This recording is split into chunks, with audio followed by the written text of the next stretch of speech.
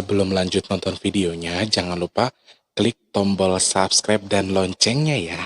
Terima kasih orang baik.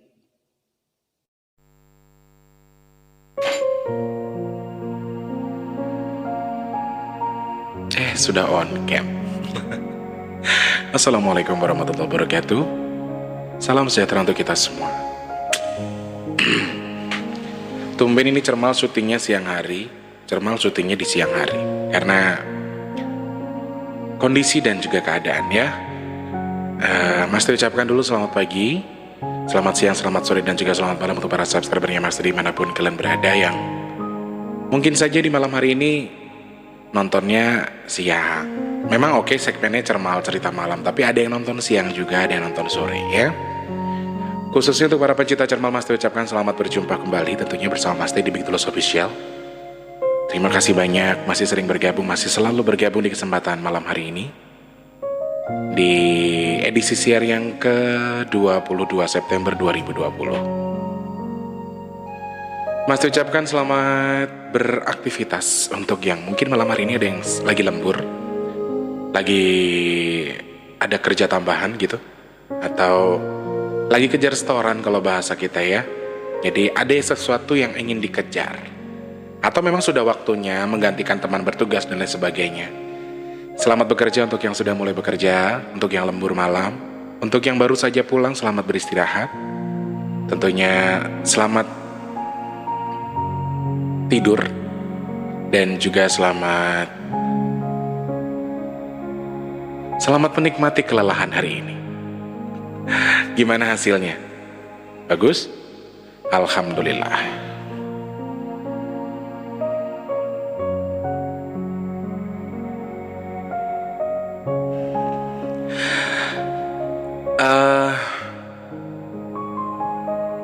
Hasil dari apa yang kita lakukan di hari ini, hasil dari apa yang kita lakukan di masa lalu, hasil dari apa yang akan kita lakukan sekalipun, pada dasarnya ada zat yang paling memiliki hak atas keberhasilan itu. Berhasil atau tidaknya, jadi atau tidaknya, ada zat yang maha memiliki hak paten terhadap itu, yaitu Allah Subhanahu wa Ta'ala. Jadi kenapa kita disuruh ketika kita mau berangkat kerja kita berdoa? Kenapa kita dianjurkan sebelum kita bekerja kita dianjurkan untuk berdoa meminta kepada Allah? Kenapa ada sholat duha? Kenapa ada sholat hajat? Kenapa ada sholat tahajud? Itu sebenarnya salah satu koneksi yang orang ajarkan untuk membuat kalian lebih mudah dekat dengan Tuhan, lebih dekat dengan Allah khususnya. Jadi bukan kebanyakan manusia begini nih. Kebanyakan manusia begini. Mereka lebih suka kalau syutingnya terang benderang begini nih. Kalau syuting Cermal terang benderang, ada suara motor, ada suara apa-apa. Terkadang sekali lagi Mas Teh selalu senggol kepada manusia-manusia ini. Mereka jarang sekali yang mau menikmati proses. Mereka jarang sekali yang mau mengerti bahwa ya segala sesuatunya tuh ada prosesnya. Masak mie aja seinstan-instannya masak mie, kita perlu proses, perlu waktu untuk mematangkan mie-nya, betul? Jadi lagi-lagi sebenarnya rasa syukur inilah yang membuat kita itu gimana sih? Kita itu bisa apa enggak sih? Kita ini apa? Jalurnya di mana? Karena kamu terlalu berpikir dengan masalahmu yang menurutmu, masalahmu yang menurutmu itu cukup besar, ya, terlalu besar menurut pemikiranmu. Akhirnya kamu pikirkan cuman masalah dan masalah, ujian dan ujian. Tanpa kamu berpikir kalau memang Allah tuh sebenarnya sudah menyiapkan solusinya. Lagi-lagi bolak-balik kita akan jadi manusia yang sama, yaitu apa? Ujung-ujungnya cuma jadi manusia nggak pandai bersyukur. Dikasih ini kurang, dikasih itu kurang, dikasih segini nggak cukup, dikasih segitu pun masih kurang. Ya manusiawi lah. Mau sampai kapan, mau di mana, mau sampai kapan dimanapun kamu, dengan posisi apapun kamu, ketika kamu tidak bisa mengontrol dirimu sendiri dalam menyelesaikan masalah, kamu justru bukan akan mendapatkan sebuah solusi. Justru kamu akan mendapatkan sebuah kesulitan yang semakin rumit. Itu adalah ujian. Bagaimana ada ujian itu? Alasannya apa? Ada yang mau naik kelas. Kita diuji berarti kita mau naik kelas. Kita ikut ujian berarti kita mau jadi lebih baik lagi daripada sebelumnya. Itu yang perlu kita yakini. Bukan aku dicubit Allah terus, aku diinin Allah. Bukan itu yang perlu kita pikirkan. Tapi yang perlu kita pikirkan adalah prasangka baik kita. Oh, Allah punya rencana baik apa nih sama aku nih? Kenapa aku diuji kayak gini? Gitu. Dan jangan lupa ucapkan alhamdulillah ketika kamu mendapatkan musibah, dan ucapkan innalillah ketika kamu mendapatkan berkah sekalipun. Jadi, dua kata tadi jangan sampai terlupa, harus selalu ada. Sebelum kita lanjut lagi untuk segmen Cermal, Mas Teh coba buka YouTube Studio dulu khusus untuk penggemar Cermal. Cermal yang kemarin dulu, Mas Teh buka.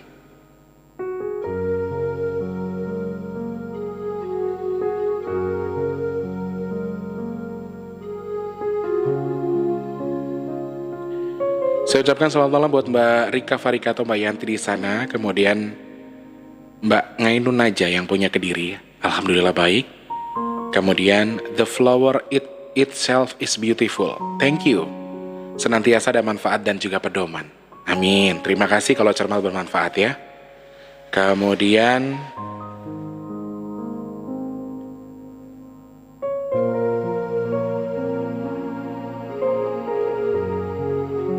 Mas Surip di sana, ada Mas Hadari Ilyas. Entah kenapa saya terhibur, saya merasa tidak sendirian. Oh, ini udah dibaca ya. Kemudian Bapak Muhammad Yusri, Mbak Asri, Mas Ibnu Batuta di sana juga bergabung ya. Terima kasih banyak. Jadi komentar yang Mas Teh bacakan di sini adalah komentar yang ada di segmen Cermal saja, bukan keseluruhan dari komentar dari teman-teman di video-video yang lain ya. Ini untuk Cermal yang tadi malam ya, judulnya Kun Fayakun. Mas Surip di sana katanya nge-like dulu ya. Kemudian The Flower Itself is Beautiful. Itself is Beautiful. Amin atas doanya. Doakan saya yang sudah lama sakit. Semoga lekas sembuh ya Mbak. Semoga Allah angkat sakitnya. Amin. Kemudian kata Mama Ita, nikmat mana dari Tuhanmu yang kau dustakan? Nggak ada. Mbak Christine di sana, Cermalmu sangat bermanfaat dan beda dari yang lain. Itu yang membuat banyak orang suka. Amin. Terima kasih Mbak Christine. Kemudian ada Nisma di sana, ada Fanan, Mas Fanan. Kemudian semangat untuk bahan renungan katanya. Siap Mas Fanan.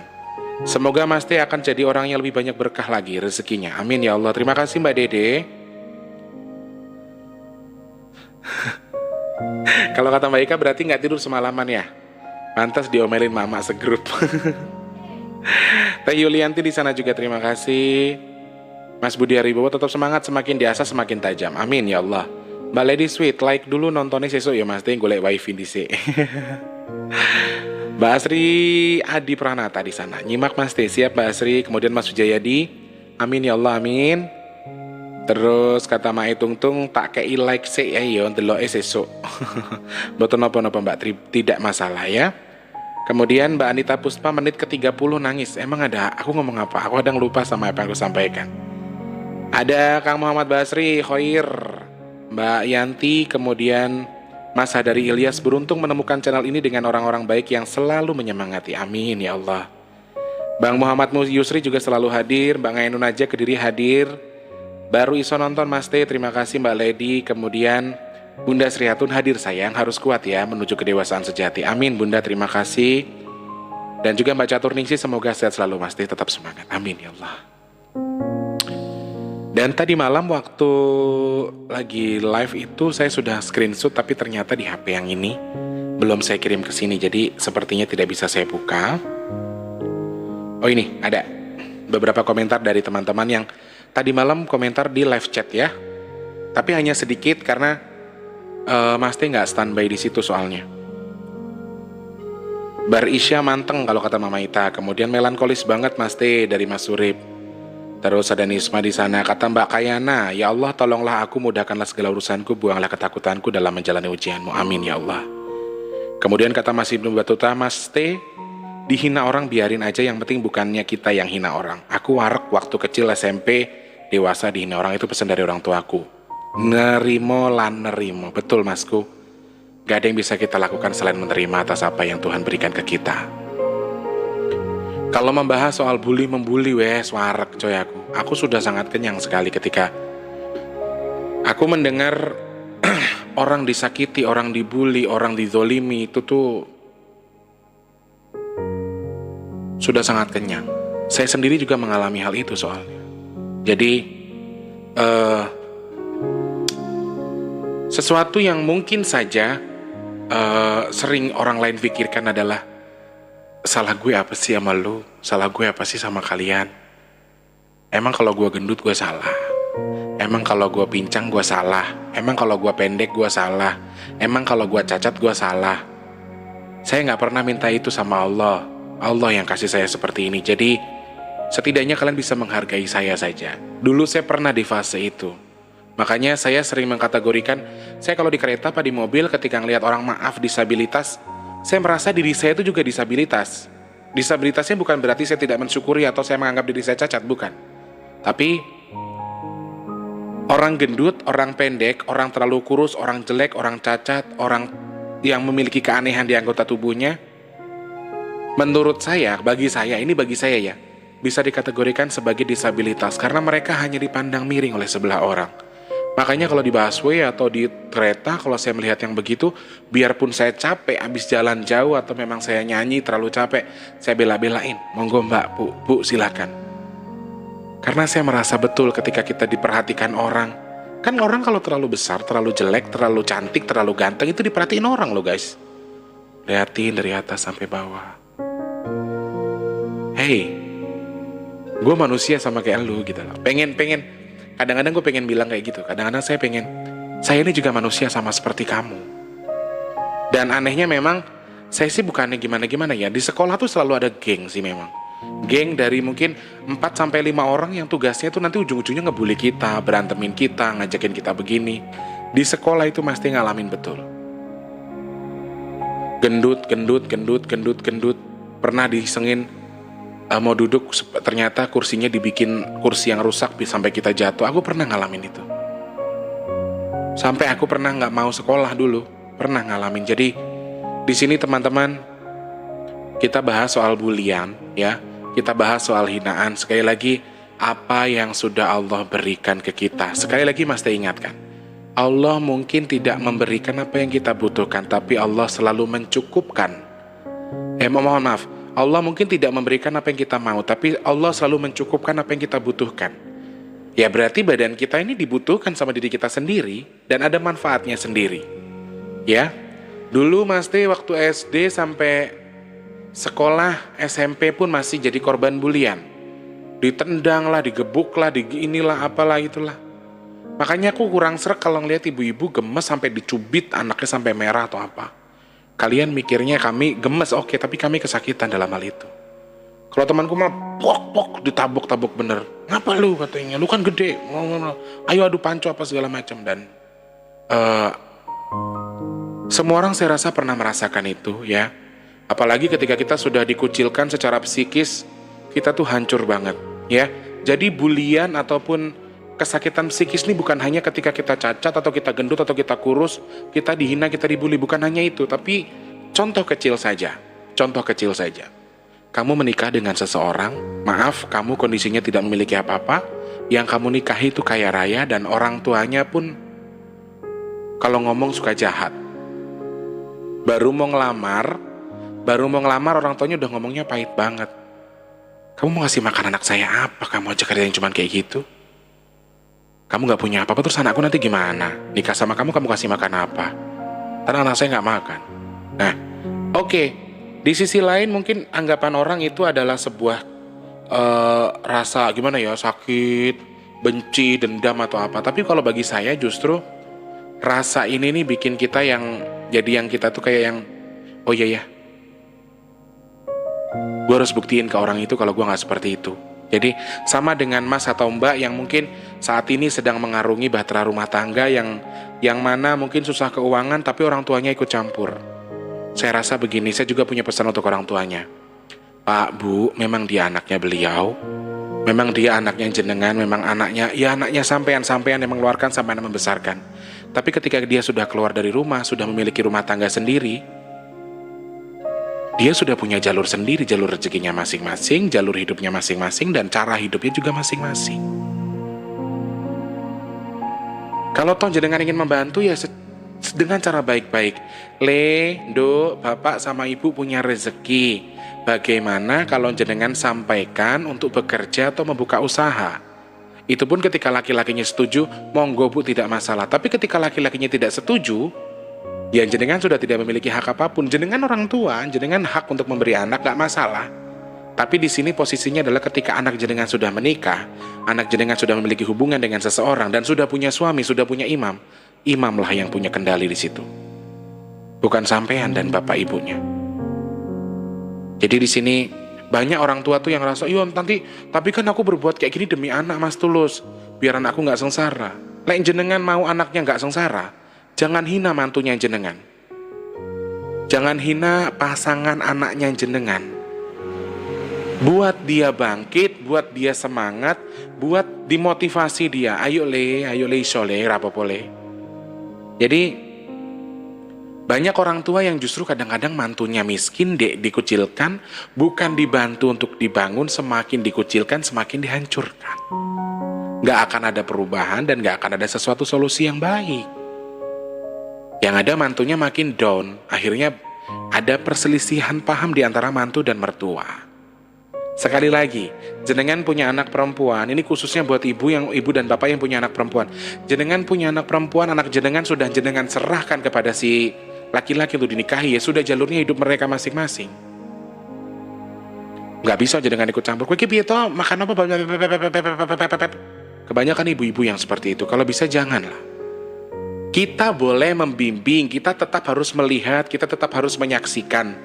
Tetapi untuk ikut campur selama tidak mempengaruhi kondisi badan si anak, kecuali jenengan digebuki mau dibunuh segala macam, boleh jenengan ikut campur. Tapi ketika dalam kondisi keuangan terus sampai melihat kok anakku ikut aku aja seneng, kok ikut kamu jadi sengsara, jenengan akhirnya mau turun tangan, nih duit buat kamu usaha. Salah. Itu bukan cara terbaik. Sama saja jenengan sangat menghina, merendahkan si mantunya jenengan sendiri, membuat dia menjadi lebih down, lebih hancur lagi. Makanya Mas T itu dari kecil, dari SD sampai besar sampai sekarang ya, kadang-kadang masih ada yang ibaratnya gimana ya, kalau sekedar teman bercanda kayak si, maaf teman-teman sebelumnya saya minta maaf, kayak si Olin panggil aku kerbau, terus maaf ada yang panggil babi segala macam. Jadi kalau itu buat saya bukan masalah ya, itu keakraban antara kita dan kita, antara teman ya, antara teman. Tapi kalau yang bully ibaratnya, lu tuh apa sih? Kenapa sih lu jadi penyanyi dangdut? Lu tuh apa sih? Lu tuh hina tau gak? Yang lu makan tuh haram tau gak? Kalau lu tuh makan bla bla bla bla bla bla bla. Lu tuh kumpul dengan cewek-cewek cantik, dengan cewek-cewek seksi, yang mereka jual itu body, bukan bla bla bla bla bla bla. Subhanallah. Buat saya, perkara mereka mencari rezekinya dengan apa, teman saya seperti apa, buat saya gak masalah. Dia mau jadi pelacur sekalipun, saya gak masalah. Urusan mereka dan Tuhan, bukan urusan saya. Saya kan gak makan duit mereka. Terus ketika kita di satu lokasi, di satu acara dangdut, ada yang nyawer karena ceweknya seksi dan sawerannya banyak, buat saya itu gak berpengaruh. Perkara haram atau tidak yang saya makan, urusan saya dan Allah, dan biar Allah yang mengklaim itu, bukan jenengan. Mungkin jenengan berpikir, iyalah pulang malam, kerja di kafe mabok. Iya, saya gak mau nafik, saya dulu seperti itu. Tapi sekarang saya gak pernah ngambil di kafe lagi. Di kafe tuh duitnya gede. Semalam saya bisa pulang 200-300 ribu tuh bersih. Itu udah termasuk makan saya di kafe, termasuk saya mabuk saya di kafe. Jujur, memang iya. Tapi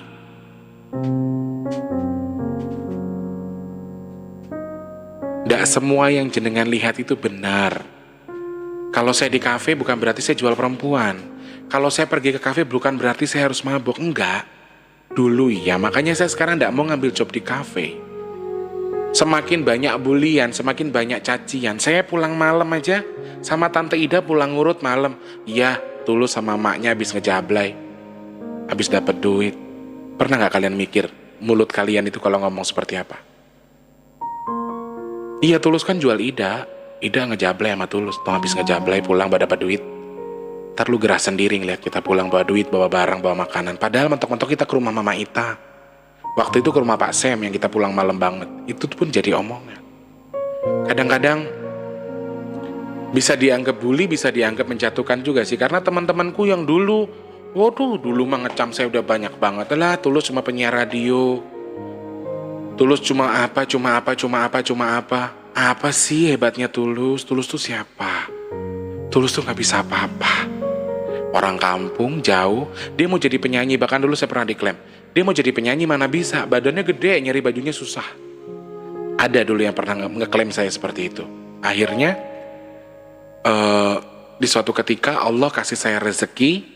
Saya dipanggil salah satu I.O untuk ke Jakarta 2010 apa 2009 gitu, kalau gak salah ya. Saya masuk I.O dan Allah tuh memang adil. Allah itu sangat-sangat adil. Di lain waktu saya pas berangkat ke Jakarta mau jadi apa? Kamu mau jadi artis? Gak bisa Tulus, badan kamu tuh gede. Artis tuh yang dicari yang ganteng, yang cantik, yang kurus, yang tinggi. Kamu tuh gede, kamu tuh jelek. Oh iya, gak apa-apa, saya bukan mau jadi artis. Dan memang tujuan saya ke Jakarta bukan mau jadi artis waktu itu. Saya pengen kerja. Saya nyanyi waktu itu di wedding organizer. Nyanyi acara, ya pokoknya lagu Padang, lagu Jawa. Dan waktu itu saya khusus lagu Padang sama lagu Jawa. Jadi memang ada lowongan di mana dia butuh singer. Dan itu tuh memang betul hampir setiap hari saya nggak kerja, nggak bisa angkat telepon mereka, teman-teman saya yang dari kampung. Akhirnya banyak lagi setelah saya sibuk, berangkat subuh pulang malam, begitu terus-terusan. Mereka sempat bilang yang, oh iya sombong, mentang-mentang udah kerja di TV, udah kerja di WO, nyanyi. Dan saya waktu itu nyanyinya gak pernah di hajatan. Jujur, saya bukan merendahkan diri saya sendiri, tapi dulu saya gak pernah terima event di hajatan. Dulu saya di gedung terus. Saya selalu di gedung. Dan eventnya bukan event sembarangan ya, acara-acara besar terus. Termasuk gathering Menpora, gathering menteri apa, gitu-gitu dulu saya. Jadi memang teman-teman saya sempat yang sudah ada yang berpikir baik. Oh iya, alhamdulillah Tulus sudah mulai jadi orang benar dan Tulus bisa melakukan itu. Tetapi di sisi lain saya membuktikan, di sisi lain ada yang masih blok. Iyo, sekarang sombong banget, di telepon gak pernah diangkat. Maaf Ndo, aku lagi nyanyi. Maaf Ndo, aku lagi. Kadang-kadang aku sudah sampai, aku siang tidurnya kan udah gak ada waktu untuk tidur. Subuh jam 5 aku udah jalan coy. Sampai rumah jam 1, jam 12, tidur di kontrakan, bangun lagi, nanti abangnya udah mulai jemput lagi mobilnya. Apalagi dulu saya pernah event rokok yang satu hari itu bisa 3 sampai berapa titik. Jadi pagi di sini, siang di sini, sore di sini, dan itu tuh lelah banget. Dan di situ bukannya mereka lebih mengerti kesibukan saya, karena dulu saya udah sama artis tuh, udah bareng-bareng sama artis waktu itu.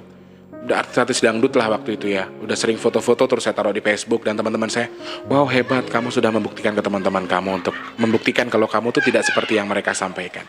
Dan tetapi namanya manusia ya, namanya manusia.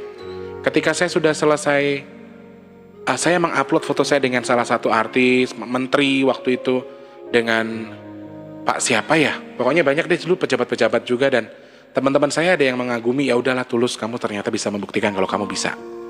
Tapi di sisi lain teman saya nggak suka itu masih nyinyir lagi. Iya, fotonya diedit lah, nggak cocok lah kamu foto-foto sama artis, kamu tuh kayak pembantu, kamu tuh kayak aduh.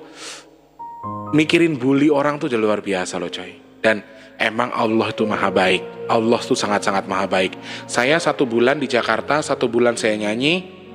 Bulan kedua waktu itu saya dapat kabar dari pihak Antv kalau mereka membutuhkan talent untuk ada namanya rumah miring waktu itu, rooming di acara Facebooker. Zaman dulu Kak Olga almarhum masih sangat eksis banget itu.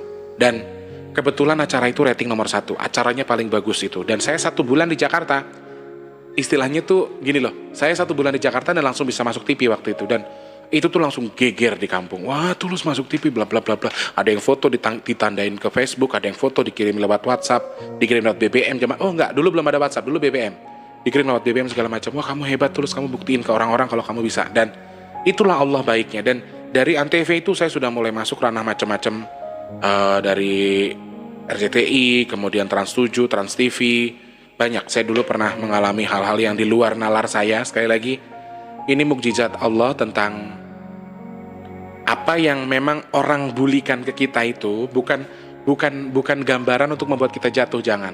saya pernah merasa down dalam hal itu, tapi ada tekad, ada niat, ada kemauan di mana saya nggak seperti itu kok. Saya pasti bisa melawan ini semua dan saya mengerti dan saya bisa. Insya Allah saya akan lawan semua ini dan insya Allah saya akan buktikan. Dan ternyata baiknya Allah tuh luar biasa, rencana Allah tuh selalu indah, rencana Allah tuh selalu sempurna dan saya bisa mencapai apa yang saya mau capai.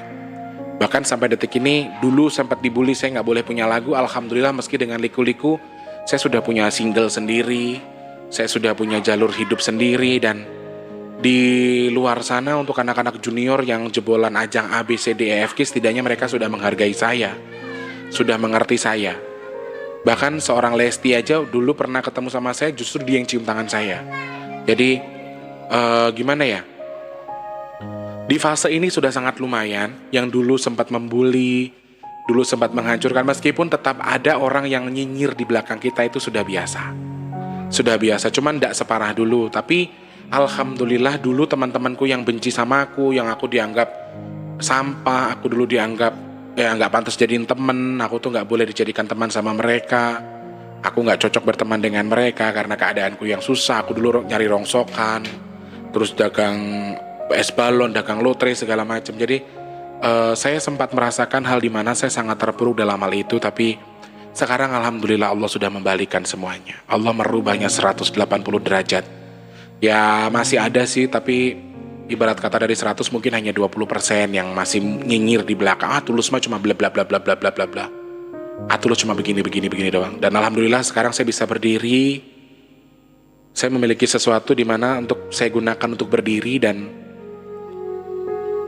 ya sekali lagi ini semua karena izin Allah, karena ujian dari Allah yang jadikan saya lebih kuat, dan izin Allah pastinya. Jadi teman-teman yang di luar sana, jenengan sedang merasa dibully oleh siapapun, merasa dihina oleh siapapun, dihina keluarga itu lebih menyakitkan. Jadi di sini Mas Teh ingatkan betul, Mas Teh mohon betul, kalau jenengan punya keluarganya jenengan tuh tidak jenengan suka, tolong jangan dibully. Karena bulian dari orang itu tidak separah rasanya dibully sama keluarga sendiri. Khususnya makanya tadi saya bilang, ada mertua nggak suka sama mantu, mantunya dibully, dihabisin, dihina. Itu sangat menghancurkan psikis loh. Itu yang parah. Mendingan kita dibully sama orang yang kita kenal. Gue gak suka malu ya, lu jelek, lu gendut misalnya. Tapi kita gak kenal sama orang itu. Ya walaupun sakit, ya udah. Cuman ketika keluarga sendiri yang ngomong, lu mau jadi apa? Lu gak kerja-kerja, lu mau makan apa? Lu masih mau ngerepotin keluarga lu mulu. Lu mau jadi apa? Bla bla bla bla bla bla. Itu lebih nyakitin. Yang perlu kita tahu adalah keberuntungan orang tuh masing-masing. Keberuntungan orang tuh berbeda-beda. Kamu sekarang bisa hidup mewah, bisa hidup mapan karena apa? Kamu punya orang tua yang memiliki harta yang melimpah. Kamu bisa hidup dengan tenangnya sekarang karena kamu ada peninggalan orang tua. Nah sedangkan orang-orang kayak kami, khususnya orang yang kalian lagi hina sekarang, mereka gak punya apa-apa. Orang tuanya meninggal pun mereka gak ninggalin apa-apa. Untuk hidup mereka harus cari sendiri. Untuk hidup mereka harus cari jalannya sendiri. Tanpa bekal apapun dari orang tuanya kecuali tekad dan juga kejujuran. Terus kamu hina dia mentang-mentang kamu punya uang. Yang membanggakan itu adalah, yang mengenyangkan adalah, yang membuat kita merasa puas adalah rezeki yang kita dapatkan sendiri. Sama, saya juga tidak pernah dapat warisan apapun dari orang tua saya, kecuali pelajaran berharga, ilmu, pengetahuan tentang kehidupan dan lain sebagainya. Itu Mas Teh ambil. Cuman kalau untuk yang lain-lain, jujur Mas Teh gak dapat apa-apa dari mereka. Harta benda atau apa enggak. Mas Teh semua nyari sendiri. Mas Teh semua hidup dengan cara Mas Teh sendiri. Jadi di sini buat kalian-kalian yang merasa anak yang tidak mendapatkan bekal apapun dari orang tuanya, yang Mas Teh maksud di sini adalah uang ya, adalah harta. Jangan pernah lelah. Uang 1 juta dari orang tua sama uang 1.000 dari hasil kita sendiri itu beda rasanya coy. Serius. Kamu tinggal duit, pah. Kalau kita enggak.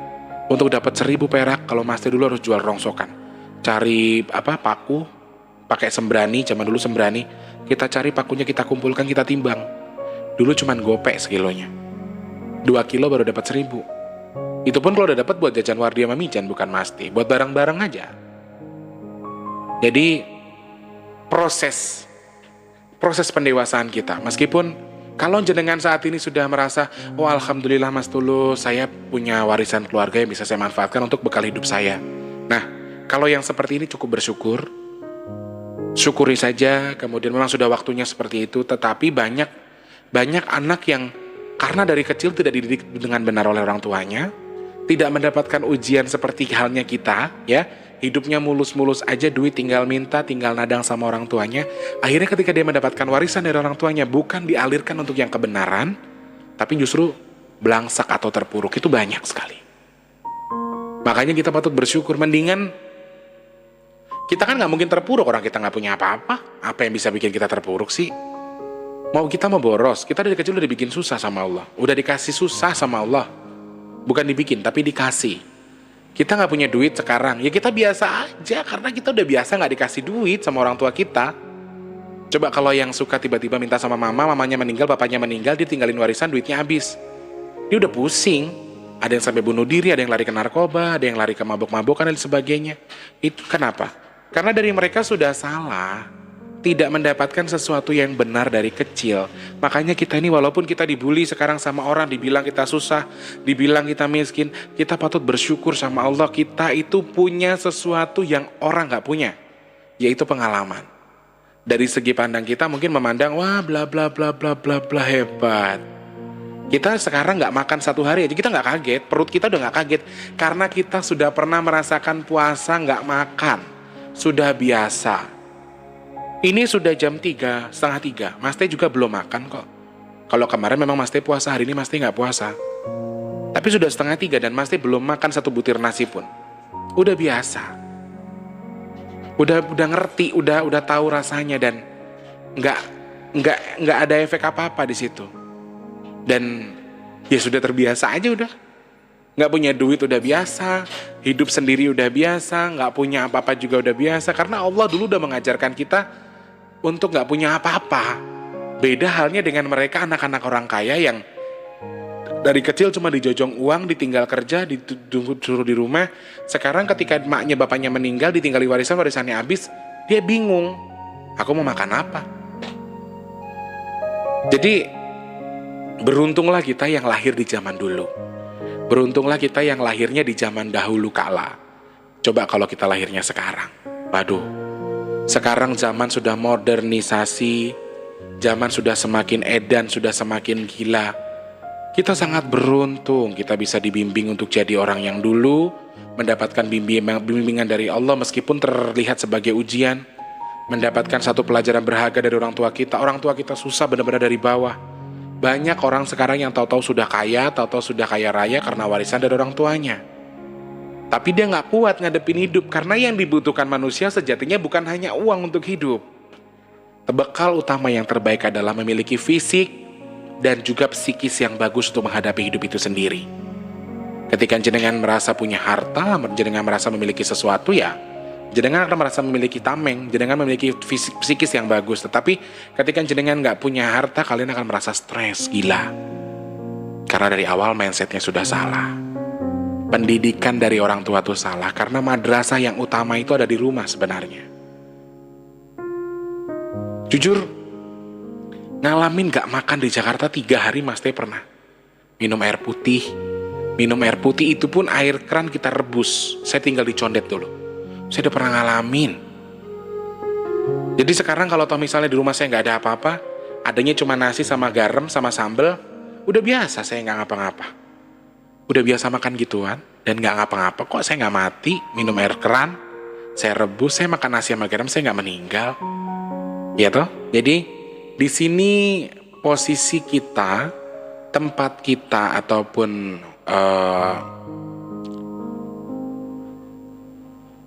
stay ataupun gimana ya ngomongnya ya, posisi nyaman kita itu di mana? Kita gak akan pernah ngerti sebelum kita mendapatkan sesuatu yang Allah ajarkan ke kita, termasuk tadi pengalaman, kemudian bimbingan dengan cara diberikan ujian, dan juga bimbingan dari orang tua kita dulu. Orang tua dulu mah kejam-kejam, gak kayak sekarang. Dulu Mas Teh ngalamin punya HP Nokia 3315 kalau gak salah. Itu tuh harus jualan bayam, tau nggak? Nanam bayam, nanam kangkung, dijual, dan dulu 600.000 harganya.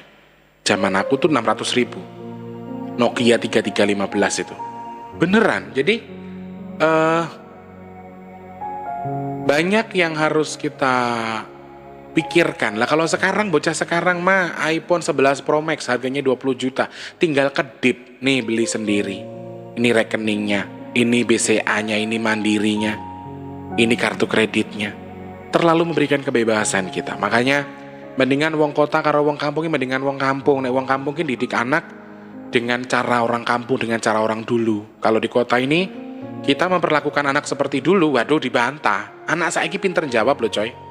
Anak sekarang ketika kita kasih tahu, Le jangan kayak gitu. Apaan sih, makan cuma kayak gini doang. Coba kalau orang dulu. Zaman dulu saya ngelihat mata bapak, saya udah kayak ngelihat genderuwo. Saya udah kayak ngelihat demit, saya udah takut duluan. Mandi. Ya, langsung mandi. Coba anak sekarang, mandi. Terapa masih kayak gini? Anak sekarang itu. Jadi gimana ya? Kadang-kadang begini sih, kayak jenengan sekarang banyak membuli orang, mengecap orang, menghina orang. Jenengan gak sadar apa yang jenengan katakan itu adalah jenengan tanamkan. Akhirnya setelah jenengan sudah menghina orang, kok anakku ternyata jadi seperti ini, jadi pergaulan yang salah. Nah, ini proses, ini pengembangan dari sesuatu yang jenengan lakukan. Jenengan katakan berarti jenengan sudah mengecam. Jenengan katakan berarti jenengan sudah sudah menyumpahi diri jenengan sendiri. Apaan orang itu orang susah, kerjanya cuma jaga gitu doang, bla bla bla bla bla bla. Jenengan nggak sadar apa yang jenengan tanam itu. Kemudian Allah memberikan karma dengan anak sampean yang nakal. Terus jenengan datang ke Ustadz, Pak Ustadz tolongin anak saya, doakan anak saya supaya diruqyah Pak Ustadz, badannya ada jinnya. Saya sudah mencukupkan Pak Ustadz, saya sering rajin ibadah Pak Ustadz, saya rajin sholat Pak Ustadz, saya rajin sedekah. Tapi ada satu hal yang jenengan lupa, jenengan suka mengucilkan orang lain, menghina orang lain. Dan mungkin secara nggak langsung, ya nggak mungkin lah, yang ngucilin kan saya, berarti saya dong yang harus mendapat akibat dari penghinaan saya, kenapa harus anak saya? Nah inilah Allah. Allah menganggap apa yang jenengan tanam itu ya akan jenengan panen suatu ketika nanti. Jadi boleh jenengan memiliki sifat, boleh jenengan memiliki mulut, boleh jenengan memiliki satu mau di mulut jenengan atau pikiran jenengan, tapi tolong berpikir lagi, yang saat ini sedang kita hadapi, kekerasan sekarang, bisa jadi itu akibat di masa lalunya sampean. Jangan salahkan siapapun, jangan hina siapapun, jangan bawa siapapun, karena mereka tidak mengetahui apapun yang ingin jenengan sampaikan. Dan mereka pun ketika jenengan cap pengemis itu salah, pengamen itu bla, pelacur itu begini, ketika mereka boleh memilih, mereka tidak mau jadi seperti itu. Jadi kenapa Mas selalu bilang, boleh kita mengingatkan, tapi sekali lagi ketika jenengan sudah melalui batas yang tidak betul, urus dosa kita masing-masing. Kita tuh sebenarnya sama, hanya menggunakan cara dan dosanya, caranya masing-masing. Ya, caranya masing-masing sekali. Jadi berhentilah kamu merasa memiliki sesuatu yang lebih, tapi kamu mengucilkan orang lain. Lalu setelah kamu tua, kamu merasa sakit-sakitan, kamu merasa bla bla bla bla bla, dan kamu merasa saya ibadah nggak kurang, sedekah saya enggak, sholat saya terus. Ada satu hal yang mengganjal di hati kalian, di hati jenengan, yaitu apa? Pernah menghina orang lain, dan karma itu tidak pernah lepas dari kita. Apapun yang kita lakukan akan berbuah apapun yang terjadi terhadap kita. Jadi karma baik, kamu melakukan baik, kamu akan dapat baik. Tapi ketika kamu melakukan sesuatu yang buruk atau sesuatu yang tidak baik, maka sesuatu yang tidak baik juga. Jadi di sini semoga kita termasuk orang-orang beruntung yang bisa mempelajari teknik di mana kita bisa menghargai orang lain. Meskipun jenengan itu orang tua yang kaya raya, jenengan memiliki hak untuk menasihati anak mantunya jenengan, boleh, tetapi dengan kadar yang betul, dengan posisi yang pas. Ya, boleh, nggak masalah buat saya. Orang tua tetap harus membimbing anaknya, tetapi ketika dia sudah memiliki keluarga, mereka punya ranah sendiri yang ada satu hal yang tidak bisa kalian tempuh. Ada satu hal yang tidak bisa kalian paksa untuk kalian ambil. Jadi di sini boleh menghina, tapi menghina yang membangun. Dalam arti, masuk koyong ini terus nang. Piye coba? Ayo mama di modal kisah ini yuk, buka usaha apa nang, pinter. Nah jadi menggunakan teknik yang bagus. Kita membimbing boleh, tapi dengan cara yang baik, dengan bahasa yang betul supaya tidak menyakiti hati orang lain. Ya, takutnya nanti namanya jenengan punya mantu sudah dari awal sebelum pacaran dia sudah minder. Aduh, kamu anaknya orang kaya, aku bukan orang punya. Jadi di situ dia sudah semakin down, semakin merasa dirinya kotor ketika kamu sudah merasa, oh kok gini sih, kok kayak gini sih, kok seperti ini sih. Jadi kamu akan merasa kurang, kamu akan merasa tidak bagus, tidak nyaman dengan cara kamu. Dia merasa sudah down duluan dari awal. Wes rabi, sudah dari awal takut punya istri dia karena anaknya orang punya. Wes rabi tambah jenengan seneni. Jenengan ikut campuri, tiba-tiba beliin kulkas, tiba-tiba beliin. Jangan, itu nggak bagus. Jenengan boleh punya rumah, punya duit, punya apa yang jenengan punya, tapi sekali lagi kepala rumah tangga di situ adalah laki-laki dan anak mantunya sampean itu adalah kepala rumah tangga. Kalau jenengan pengen kasih sesuatu ya, le, mama duwe rezeki saiki lek nukokne lemari apa oleh le. Terus kebetulan dengan cara yang baik mantunya, ya wis marah apa boleh mama wis niat duwe nazar. Nah, cuman kalau le, omamu kayak ini apa-apaan itu, tak tukokne lemari ya. Itu emang bagus caranya kayak gitu. Jadi boleh kita membantu anak kita, semua kita lakukan selama ini buat anak. Harta kita punya anak, apa yang kita cari buat anak, tetapi fungsikan dengan sesuatu yang benar. Sama ketika jenengan punya anak, sudah mantunya rusak, anak sampean rusak, tapi jenengan jojong dengan uang. Gak usah kerja le, gak apa-apa mama yang nyukupin, mama yang nyediain semuanya bla bla bla bla. Sudah anaknya koplak, mantune koplak, wong tuane koplak, bukannya jadi berat malah jadi rusak. Nah ini yang harus kita pelajari betul, bahwa sesuatu yang kita punya itu tuh setengahnya atau 2,5%-nya punya orang, ya, hak orang lain. Yang kedua adalah tidak selamanya dan tidak akan kita bawa mati. Jadi jangan pernah menyombongkan apa yang kita punya. Jenengan punya harta banyak, kalau jenengan gak punya hati ya buat apa? Ujung-ujungnya jenengan dapat karma dari Allah karena mulut jenengan kasar. Jenengan punya banda banyak buat apa kalau jenengan tidak bisa mengontrol banda jenengan, bukan diarahkan yang benar. Dikasih karma sama Allah dengan apa? Anaknya dibikin nakal, anaknya narkoba, anaknya bandel, dihabisin sama anaknya. Allah itu punya 1000 cara memberikan rizki, tapi 1000 cara Allah juga untuk mengambil rizki ketika kamu tidak bisa amanah mengamalkan rizkinya. Jadi semoga cerita ini atau cermal ini bisa menjadi teman buat kalian. Teman tidur, sekali lagi Mas ucapkan selamat bekerja untuk yang sudah bekerja. Untuk yang sedang dalam posisi sudah lelah di rumah, sudah beranjak tidur, Mas ucapkan selamat tidur. Mas doakan sekali lagi semoga keberkahan selalu bersama kalian. Lelah kalian ditukar oleh keberkahan Allah Subhanahu wa taala. Amin ya Allah. Dan sekali lagi ya Allah, semoga untuk yang nonton video ini, yang lagi sakit semoga cepat sembuh.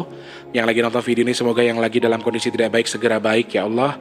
Dan untuk yang sedang nonton video ini, apabila sedang dalam kondisi bermasalah, semoga segera diberikan solusi untuk masalahnya. Yang belum bertemu jodohnya, semoga segera bertemu jodohnya. Dan yang sudah bekerja, ya Allah, semoga Engkau mapankan pekerjaannya dan berikan jalan baik untuk segala urusan baiknya. Amin, amin, amin, ya Rabbal Alamin. Semoga kita jadi orang beruntung yang terus bisa bersyukur atas apa yang Allah berikan dan menjaga lisan kita untuk tidak menghina orang lain, ya.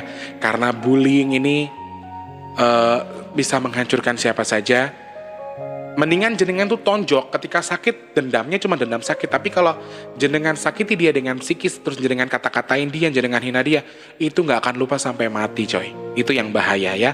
Jadi kita akan terbawa, kita akan terus terhasut, kita akan terus kepikiran. Bahkan banyak orang yang bunuh diri gara-gara bullying. Jadi tolong setinggi apa jenengan, sehebat apa jenengan, tolong belajar mengontrol cara bicara. Jenengan sekarang masih seger, masih bisa, masih punya harta, masih punya apa yang jenengan mau, dan jenengan masih bisa mengatakan. Lihat posisinya nanti, bahwa yang kita sering lupa adalah karma itu ada, termasuk karma baik, karma jelek sekalipun.